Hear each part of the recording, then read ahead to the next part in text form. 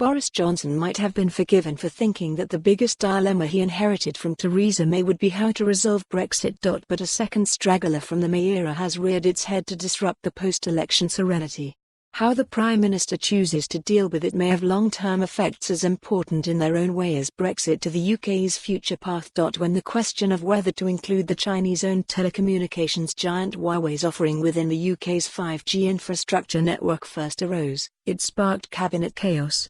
An unprecedented leak from the National Security Council discussion, which claimed the scalp of the Defence Secretary Gavin Williamson, revealed that all the ministers with security or foreign affairs within their portfolios opposed the idea. After accusations that the government might be weighting trade and technology considerations above national security ones, the Huawei conundrum was kicked into the long grass. But time does not stand still. The Huawei decision is now back on the agenda, requiring a resolution, and unfortunately for the government, the basic facts remain the same.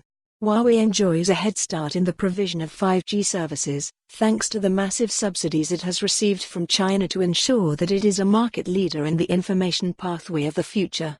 It is therefore highly tempting for countries to adopt the Huawei model, as it is the quickest and most powerful rollout of 5G services currently available. If the vendor were a normal company in a liberal democracy, no eyes would be batted at this. But Huawei is none of those things.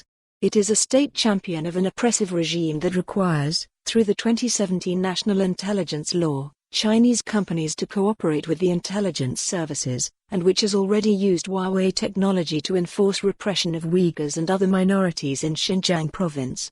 Huawei has also been accused of corporate espionage in the past, and of having personnel links to Chinese intelligence. The company's relationship to the Chinese government has been questioned too, on account of the state's aggressive lobbying for its services. Beijing has not been shy in threatening countries like Germany and Denmark with economic consequences should Huawei be banned from their 5G networks. Similar threats have been made in the UK, with China's ambassador Liu Xiaoming warning that future investment decisions are riding on the issue. Huawei denies the allegations that it is a catspaw of the state. But it would say that, wouldn't it? The British government has conceded that the fears about Huawei's provenance are justified, and that the company should be barred from the core functions of the 5G network where sensitive data resides. The National Cybersecurity Centre did, however, come up with the clever ruse that the risk could be mitigated if. For more on this story, visit the news article link.